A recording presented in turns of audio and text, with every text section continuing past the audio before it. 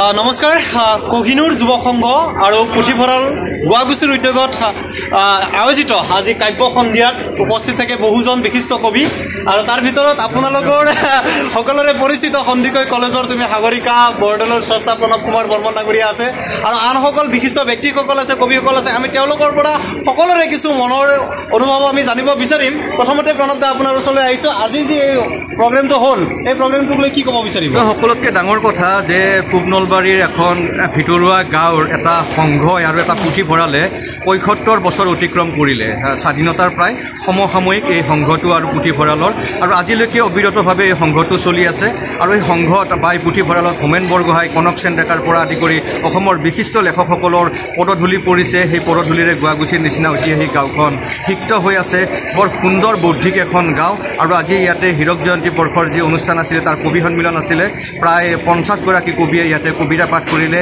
শুভ্ৰকিংকৰ গোস্বামী সনাতন ডেকাই গান গালে আৰু এই অঞ্চলৰ প্ৰায় ৩ শতাধিক ব্যক্তিয়ে আজি কবিতা শুনিলে ইয়াতকৈ আনন্দদায়ক কথা একো নাই কবিতাৰ জয় হওক মানুহৰ জয় হওক খুব সুন্দৰকৈ প্ৰণৱ দাই সামৰণিটো কৰিছে যে কবিতাৰ জয় হওক আৰু মানুহৰ জয় হওক আৰু এই যি কোহিনুৰ যুৱ সংঘ এই যুৱ সংঘৰ কাৰ্যকৰী সভাপতি ডাঙৰীয়াক পাইছোঁ আৰু তেখেতেনো কি ক'ব বিচাৰে আজিৰ এই প্ৰগ্ৰেমটোক লৈ নমস্কাৰ কোহিনুৰ যুৱ সংঘ আৰু পুথিভঁৰাল এনে এটি অনুষ্ঠান প্ৰত্যেক বছৰে আমি ব্যতিক্ৰমী কিছুমান কাৰ্যসূচী আমি হাতত লওঁ এইবাৰো ইয়াৰ ব্যতিক্ৰম নহয় আমি এইবাৰো এনেকুৱা কিছুমান কাৰ্যসূচী হাতত লৈছোঁ য'ত আমাৰ এটা বিশেষ অনুষ্ঠান আছে কবিতাৰ সন্ধিয়া ধন্যবাদ জনাইছোঁ আৰু সকলোৱে আহক এই যি কোহিনুৰ যুৱ সংঘৰ যি আয়োজন এয়া এক বৰ্ণাঢ্য আয়োজন আৰু এই আজি কাব্য সন্ধিয়াত বিশেষভাৱে আঁত ধৰিছে আমাৰ চাকলিন দ্বীপে অনুষ্ঠানটো চলাই নিছে এয়া ভাতৃপ্ৰতিম চাকলিন দ্বীপ আৰু খুব সুন্দৰ কবিতা আবৃত্তি কৰিছে মালবিকা বৰুৱা শীৰ্ষক চাকলিন কি ক'বা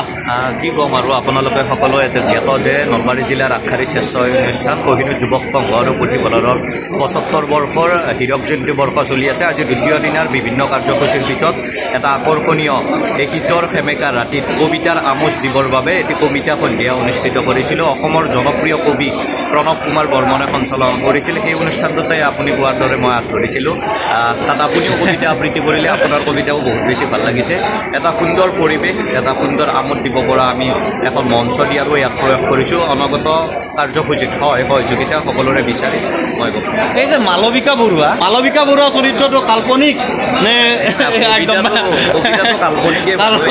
লিখা গৈছিল আৰু তাত যিখিনি কথা মানে অন্তৰ চুই গৈছেতো এনেকুৱা কৰবাত মানে অনুভৱ মানে কৰিছোঁ যে কথা হৈছে নেকি ক'বাত ব্যৰ্থ প্ৰেমিকৰ বাবে লিখা হৈছিল কবিতাটো সেই আৰু ব্যৰ্থ হোৱা গৈছে ঠিক আছে ব্যৰ্থতা কিন্তু সফলতা আনে বুলি সেইবাবে আপোনালোকে হয়তো ভাল পাইছে মই কোৱা নাই কি ক'ব মালবিকা বৰুৱাক কি ক'ব মালবিকা বৰুৱা আচলতে মালবিকা বৰুৱা বুলি মোৰ কোনো নাই কোনোবা এজন আছিল কাল্পনিক চৰিত্ৰটো কি ক'ব বিচাৰিব সেইটো নাম গুপ্ত হৈ থাকক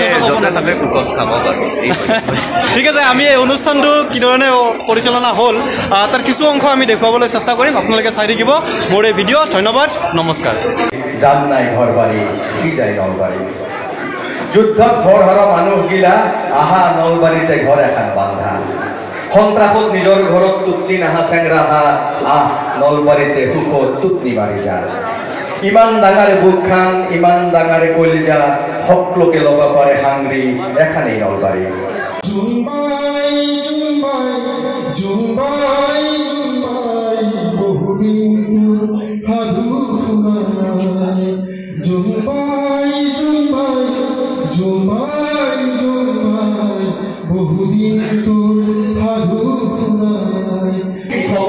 আপোনাৰ পিছতে দৌৰি বৰবাদ কৰিছোঁ বৰবাদ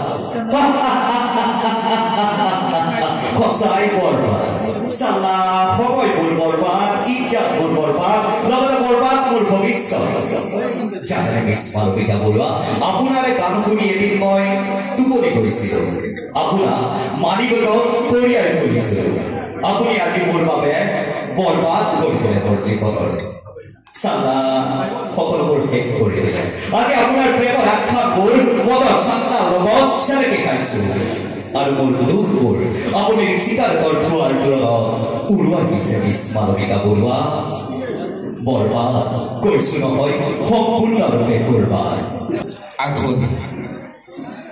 আঘোণৰ পথাৰখন চোতাল আহি পালে ককাই গম পাইছিল নতুন টিনপাত কেইখন আহিবনে আমাৰ ঘৰত। দেউতাই জানিছিল নতুন কাপোৰ এসাঁজ আহিবনে আইতাৰ বাবে। চোতালত লিটাল মাৰি শুই থকা আঘোণক দেখিয়ে মায়ে সুখ দুখৰ বহু অংশ কৰি পেলাইছিল। প্ৰণাম কৰাৰ আগতে তোক মই সসন্মানে বিদায় দিম। তৃতীয়টো চাই কবিতাৰ শিৰোনাম মমতাৰ চিঠি। এয়া মমেলাল চলাই গৈছো। আজি বহু দিনৰ তোমালৈ চিঠি লিখিবলৈ বাহিৰৰ উৰুঙা বতাহজাকে মমতালেদি কোবাইছে। চাওঁ খিৰিকীখন চপাই দিওঁ। 7 বছৰৰ আগৰ কথাবোৰ তোমাৰ বাৰু মনত আছেনে? আমি যে নতুন জীৱনটোৰ পাতনি মেলিছিলোঁ। মোৰ কাঠে অচিনাকি নিচা পাৰ কৰি লাগিছিল। সিদিনা আছিল কাটিৰ কুঁৱলীখন এটা কোৱা পদূলিত দৰখৰা শেৱালিবোৰ উপচি আছিল। আৰু সন্ধিয়া মই তোমালোকৰ ঘৰলৈ নকৈ আহিবৰ দিনা আকাশৰ মেঘৰ বহনা ফালনীয়া যোনটো নাওখন প্ৰেমত চিনিয়াই মাতিছিল তৰাই দিবলৈ। মই লোৱা কঁকালৰ ৰঙা ৰেখাখনলৈ তুমি বাৰু তেনেকৈ কিয় একেদৰে চাইছিলা? মোৰ কেনে লাগিছিল জানা? তুমি যে কোনোবা বিদেশৰ স্বপ্ন প্ৰাণৰ মানুহ আৰু মই যেন দৰখৰা এপাহ শেৱালি। সেইদিনা মোৰ মন সাগৰত এৰি পোৱা আৰু আহি পোৱা অলেখৰ কপনি জাগিছে। তোমাৰ যে সেইবোৰ কথা মনত নাই? আমাৰ দেউতাই যে চিঠি লিখিছিল, আই তই নতুন ঘৰখনত হাঁহি মাতি থাকিবি। এইবোৰ 7 বছৰ আগৰ কথা। মোৰ সকলোবোৰ পুৰাণৰ সাধু যেন লাগে। জেঠমহীয়া দেউতাৰ বছৰেকীয়া হৈ গ'ল। তোমাৰ বাবুল এতিয়া বৰ হৈছে। তাৰ অপৰপাই এধানিমান দালিৰ গুটি যেন তাত অকণি বেজিছে। সি মোক একেবাৰে এনেকৈ লিখিছে। কেতিয়াবা মোৰ ইমান খং উঠে, তুমি নাই নহয় সেইকাৰণে। সি বাৰু মোৰ বগা সাজৰলৈ এনেদৰে টকা লাগি চাই থাকে কিয়? তাৰ অপজাৰীৰ পৰা এইযোৰ কাপোৰ চিনাকি সেইকাৰণে নহয়। বাবুল এতিয়া বৰটো হৈছে আৰু সি ডাঙৰ হ'লে তাক স্কুলত নাম লগাই দিম। সি স্কুলত থকা সময়খিনি মোৰ বুকুখন যে তেনেই দম হৈ থাকিব পাৰে। আৰু কি লিখিম? বিশেষ একো নাই। মোৰে শপত, তুমি যিদিনা উলটি আহিবা মোক আগতীয়াকৈ জনাবলৈ নাপাহৰিবা দেই। মই ভনীয়েকৈ বুঢ়ালৈকৰ বুকুৰ পৰা তোমাক ধুনীয়াই মাতিম। তুমি যিদিনা উলটি আহিবা মোক আগতীয়াকৈ জনাবলৈ নাপাহৰিবা দেই। মৰম লবা ইতি তোমাৰ মমতা। পুনৰ এইবাৰ বুজিছা মাঘৰ বিহুৰ মেচিৰ জুইকুৰা বৰ ৰঙাকৈ জ্বলিছিল। আমাৰ আইতাৰ ছাগলীজনী দুটা পোৱালি জাগিছে, এটা খুব বগা আৰু আনটো বখৰা। ধন্যবাদ। সাধাৰণতে গভৰ্ণমেণ্টক এখন গামোচাৰে সম্বৰ্ধনা জনাব বিচাৰিছোঁ। সমসাময়িক শিক্ষা ব্যৱস্থাৰ ওপৰত এটা বৰ সুন্দৰ কবিতা। পুথিভঁৰালৰ সমস্ত কৰ্মকৰ্তাসকলৰ ফালৰ পৰা আন্তৰিক কৃতজ্ঞতা আৰু ধন্যবাদ জ্ঞাপন কৰিছোঁ। কবি বুলি চিনাকি দিছে, কিন্তু কবি হয়নে নহয় নাজানো। অতি শেহতীয়াভাৱে যোৱা বছৰ এখন কাব্যগ্ৰন্থ প্ৰকাশ কৰিছিলোঁ আৰু য'ত প্ৰণৱদাই যথেষ্টখিনি সহায় কৰিছিলে। জীৱনৰ কিছু অনুভৱ সেই কবিতা পুথিখনৰ জৰিয়তে প্ৰকাশ কৰিব বিচাৰিছিলোঁ। আৰু ইয়াত ইতিমধ্যে যিসকল স্বনামধন্য কবিয়ে ইতিমধ্যে কবিতা পাঠ কৰিলে, তেখেতসকলৰ ওচৰত মই নিজকে কবিতা পাঠ কৰাৰ বাবে যোগ্য ব্যক্তি বুলি ভবা নাই। তথাপিতো অকণমান চেষ্টা কৰিম। তাত যদি কিবা ভুল ভ্ৰান্তি হয় আশা ৰাখিছোঁ আপোনালোকে ক্ষমাৰ্জনা কৰি দিব। আৰু এই কবিতাটি জীৱনক লৈ লেখা কবিতা। কবিতাটি আপোনালোকে জানিব যে যেতিয়া এগৰাকী শিক্ষাৰ্থীয়ে তেওঁৰ জীৱনত আশানুৰূপ ফলাফল নাপায়, তেতিয়া সেই শিক্ষাৰ্থীগৰাকীয়ে তেওঁৰ পিতৃ মাতৃক অনুৰোধ কৰে যে মই ভাল মানুহ হ'ম দেউতা, এই ধৰণৰ এটা অনুৰোধ কৰে। আমি দেখা পাওঁ যে নম্বৰ ভিত্তিক কথাবোৰৰ বাবে আজিৰ শিক্ষা ব্যৱস্থাত একাংশই ল'ৰা ছোৱালীক অনুপ্ৰাণিত কৰে। কিন্তু এই কবিতাতে কোৱা হয় যে নম্বৰ লাগিব আমাক, কিন্তু নম্বৰৰ পৰিৱৰ্তে আমি যে কেৱল শিক্ষা মানে নম্বৰ, শিক্ষা মানে চাকৰি নুবুজি আমি যে ভাল মানুহৰ বাবে সকলোৱে মানে মনত এটা সপোন ৰাখিব লাগে। এই কবিতাটিত এগৰাকী সৰু ল'ৰাই মানে মেট্ৰিকত কৰোঁতে পাছ কৰা ল'ৰাই নিজৰ মাক দেউতাকক কবিতাৰ জৰিয়তে কিছু মনৰ অনুভৱ কয়, আৰু সেইখিনি মই ইয়াত কবিতাৰ জৰিয়তে প্ৰকাশ কৰিব বিচাৰিছোঁ। মোৰ কবিতাৰ শিৰোনাম জীৱনৰ পৰীক্ষা। জীৱনৰ পৰীক্ষা। মা, তই ইমানকৈ কান্দিছ কিয়? তই মোক এবাৰ নামাতা কিয় মা? তহঁতে মোক আজি বৰ বেয়া পাইছ নহয় জানো মা? মই যে তহঁতৰ আশাবোৰ পূৰণ কৰিব নোৱাৰিলোঁ। এই মেট্ৰিক পৰীক্ষাটোত ডিভিজন পোৱাটো বাদেই কোনোমতেহে পাছ কৰিলোঁ। মইনো এতিয়া কি কৰোঁ মা? বিশ্বাস কৰ মা, চেষ্টাটো মই বহুতেই কৰিছিলোঁ, কিন্তু কিতাপত অকোৱা পকোৱা কথাবোৰ মোৰ যে মগজে ঢুকিয়ে নাপায়। শাৰী শাৰী কথাবোৰ মোৰ নাথাকে মুখস্থ। অংকবোৰো যেন লাগে কিবা জংক অংক। তথাপি মই যে পাছ কৰিছোঁ সেয়াই মোৰ বাবে যথেষ্ট। মা, মই সঁচাকৈ সুখী হৈছোঁ মা। কোনোমতে হ'লেও পাছ কৰাৰ বাবে পাৰিলে তহঁতেও অকণমান সুখী হ'বলৈ চেষ্টা কৰচোন।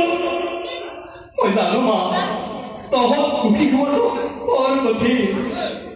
ওচৰ চুবুৰীয়াই আজি তহঁতক হাঁহিছে। ইমানখিনি সুবিধা পোৱাৰ পিছতো মই ভাল ৰিজাল্ট কৰিব নোৱাৰাৰ বাবে নাহাঁহিবই বা কিয়?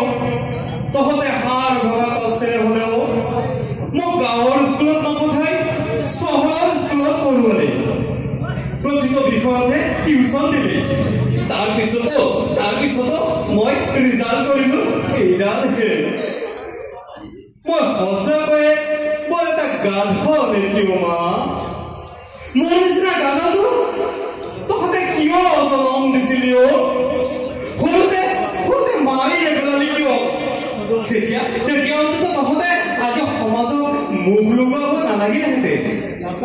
মা, তই পিতাই এবাৰ বুজাবিচোন। পিতাই মোক যেন নামাৰে। পিতাই এচাৰি ক'ব মই মৰি থাকিম মা। পিতায়ে কৈছে নৰে খেলৱালা দুটাকে হেনো অসমৰ ভিতৰতে প্ৰথম হৈছে। লেংচাকি পোহৰত পৰি হ'লেও মাক বাপেকৰ নাম জ্বলাইছে, বাতৰি কাকতৰ শিৰোনাম দখল কৰিছে। কিন্তু মোৰ বাবে পিতাই আজি মনত বৰ দুখ পাইছে। ওচৰ চুবুৰীয়াৰ পৰা মোক লুকুৱাবলগীয়া হৈছে। মই সকলো বুজি পাইছো মা। তহঁতে যে মোৰ বাবে কিমান সপোন দেখিছিলি। তথাপি পাৰ যদি তই পিতাইক এবাৰ বুজাবিচোন। কোনোমতে হ'লেও পাছটো কৰিছোঁ মা। মই সুখী হৈছোঁ মা, মই সুখী হৈছোঁ। আৰু তইচোন জানই সকলোৰে হাতৰ আঙুলিবোৰতো সমান নহয়। পঢ়াবোৰ যে মোৰ মূৰত একেবাৰে নুসুময় মা। বাকী দিশতো সকলোৱে মোক ভাল বুলিয়ে কয়। খেলা ধূলাৰ পৰা আদি কৰি হাতে কামে সকলোতে ভাগৰ ধৰো মই। বজাৰ কৰাৰ পৰা খেতি পথাৰৰ কামলৈকে ঘৰত সৰহভাগ কাম চব ময়ে কৰোঁ। সেইবোৰতো মই অকণো ভুল নকৰোঁ। তহঁতে মোক বেয়া নাপাবি মা। পৰীক্ষাহে বেয়া কৰিছোঁ, চৌদকাৰ্য কৰিবলৈ যোৱা নাই। শিক্ষিত মানুহ হ'ব নোৱাৰিলেও ভাল মানুহ হওঁতে মই কথা দিছোঁ মা।